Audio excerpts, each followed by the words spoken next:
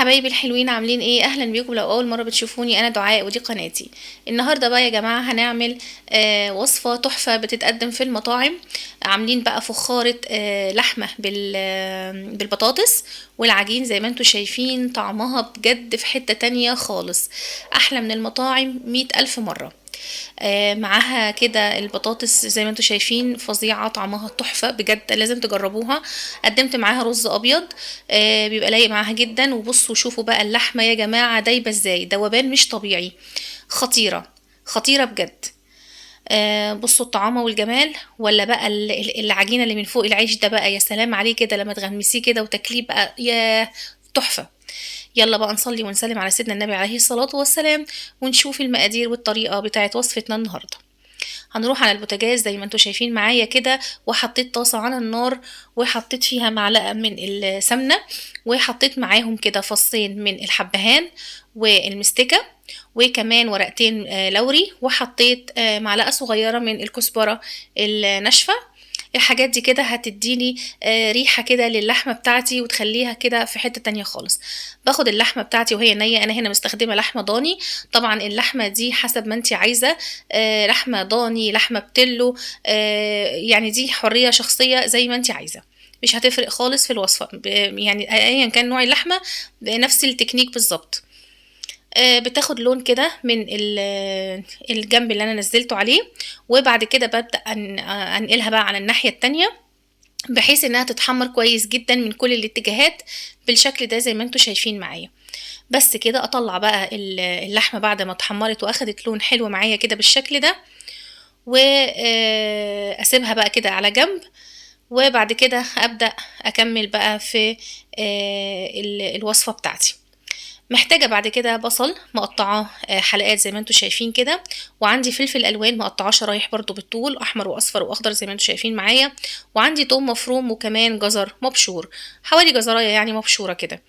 والبصل معايا حوالي برضو بصلايه حلوه كبيره او بصلتين متوسطين. بنزل بالبصل بتاعي زي ما انتوا شايفين كده في نفس الطاسة اللي انا حمرت فيها اللحمة، علشان اخد بقى كل الطعم كده اللي نزل من اللحمة بقى والبهاريز كده بتاعت اللحمة، ويبقى انا اخدت كل الطعم، ما سيبش اي حاجة خالص.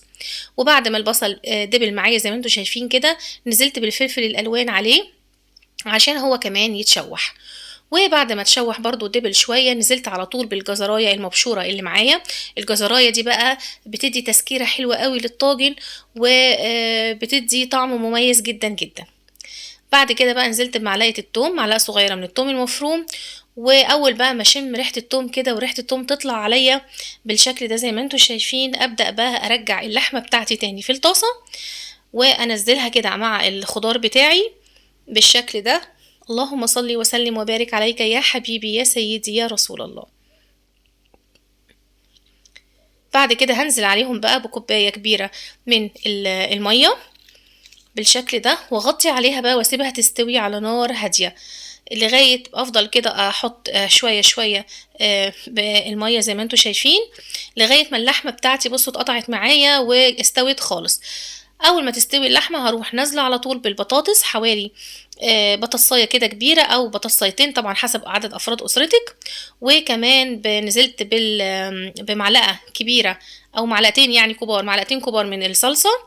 وكمان حطيت بقى الملح والفلفل، وحطيت رشة من السبع بهارات، وكمان حطيت كمون وكزبرة. وسبت الكلام ده قفلت عليه كده وسبت لغاية ما البطاطس تستوي معايا. بصوا الصوص بقى لما الصلصة بقى والصوص عمل ايه، بقى حلو جدا ازاي. لو مش عايزة تحطي صلصة طماطم ممكن تحطي طماطميتين مبشورين، او يعني طماطميتين مبشورين كده، وتحطيهم هيدوا برضو طعم حلو جدا جدا. انا مش عايزة الصوص احمر قوي، بس بيدي مجرد كده لون وردي حلو كده للطاجن بتاعي. بعد ما البطاطس تستوي بقى وكل حاجة بتستوي معايا، اروح نازلة بالكلام الجميل ده بقى في الطاجن بتاعي او في الفخارة بتاعتك اللي هتدخليها الفرن بالشكل ده. بصوا قد ايه الموضوع سهل وبسيط، مش بياخد وقت ومش بياخد اي مجهود.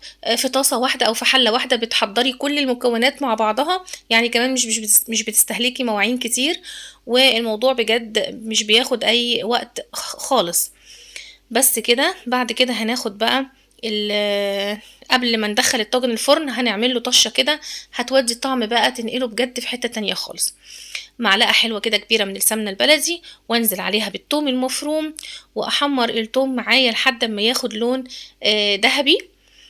وقبل ما ياخد لون كده يعني قبل اول ما يبدأ في الاصفرار كده هنزل عليه بنص معلقة من الكزبرة الناشفة تتحمر كده مع الثوم، عشان التقلية كده يبقى ليها طعم مميز وريحة كمان مميزة جدا جدا جدا. اللهم صل وسلم وبارك عليك يا سيدي يا رسول الله. زي ما انتوا شايفين كده الثوم بيتحمر والريحة طالعة يا جماعة خطيرة. بس كده الثوم معايا اهو اتحمر كويس، هروح على طول نازلة بيه على الطاجن بتاعي بالشكل ده زي ما انتوا شايفين معايا، واخد شوية كده من الصوص انزل بيه على الطاسة عشان اخد كل حاجة، ما سيبش اي حاجة عشان الطعم والريحة وكل حاجة والبهريز بقى وكل حاجة في الطاسة كده اخدها، ما سيبش اي حاجة خالص. طبعا الاسباتولا بتاعتي بتساعدني في الكلام ده ان انا انزل كل حاجة وما سيبش حاجة خالص. بس كده الطاجن بتاعنا بقى كده جاهز يدخل الفرن. هدخله الفرن علشان ياخد لون ويتحمر، او ممكن تحطيه تحت الشوايه لان كل حاجه معايا مستويه، تحطيه تحت الشوايه بس ياخد لون ويتحمر. وبعد كده بخرجه علشان احط له العجين. مش بحطها من الاول لان العجينه بتستوي بسرعه جدا، تدخل الفرن مجرد ما بتدخل طالما الفرن بتاعك سخن ما بتاخدش وقت. فانا بخلي الطاجن يتحمر الاول زي ما انتوا شايفين كده. بصوا بيتكتك كده في الفرن واخد وش واخد لون ازاي. بعد كده بطلعه بقى وبحط عليه العجينه.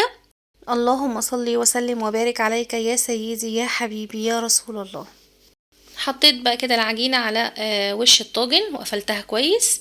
العجينة معايا عبارة عن كوباية من الدقيق، عليها تلت كوباية من المية الدافية، وكمان نص معلقة من الخميرة الفورية، ونص معلقة من السكر، وكمان رشة من الملح. بحط الكلام ده كله مع بعض واعجنه لحد ما تبقى معايا عجينه متماسكه لا بتلزق في ايدي ولا في الطبق، وبسيبها لحد ما تخمر. وبعد ما تخمر بقى بفردها على الرخامه بتاعتي، وبعد كده باخدها بقى واقفلها على الطاجن كويس بالشكل ده. وبعد كده بكسر بيضه بحط عليها معلقتين كبار من اللبن، وكمان رشه من الملح والفلفل الاسود، وببدا بقى ادهن العجينه من فوق بالبيض واللبن اللي انا عملته دوت. وبعد كده بحط بقى على وش الطاجن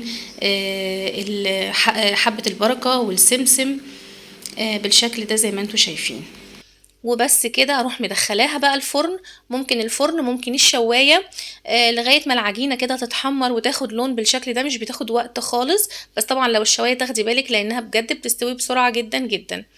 بس كده والطاجن بيطلع بقى ريحته اول ما بتشيلي بقى العجينه دي من على الطاجن بتشم الريحه تحفه. والطاجن بجد خطير، التقديمه كمان بتاعته حلوه جدا. لو عندك عزومه وقدمتي الطاجن او الفخاره بتاعتك بالشكل ده وعليها العجين كده من فوق وفتحتيها بقى، يعني بيبقى المنظر بجد بيبهر كل الضيوف وبيبقى حلو جدا جدا جدا. بصوا الجمال. وعايزه اقول لكم بجد الطعم في حته تانية. ممكن تقدمي رز ابيض، رز بشعريه، زي ما انت عايزه، طبق سلطه، يبقى عملتي الغدا بسرعه وانجزتي، ما استهلكتيش زي ما قلت مواعين كتير، والطعم حقيقي حلو جدا جدا جدا. يلا بقى لايك وشير وسبسكرايب وفعلي الجرس عشان يوصلك كل جديد من وصفاتي على القناه. ولو عايزين اي وصفه قولولي في التعليقات وان شاء الله هعملها لكم. وجربوا الوصفة وهستنى رأيكم وتعليقاتكم وتطبيقاتكم لأن بجد رأيكم بيهمني جدا وبيفرق معايا جدا جدا. ويلا باي باي، ونتقابل في فيديوهات جاية كتير مع بعض إن شاء الله. يلا باي باي حبايبي.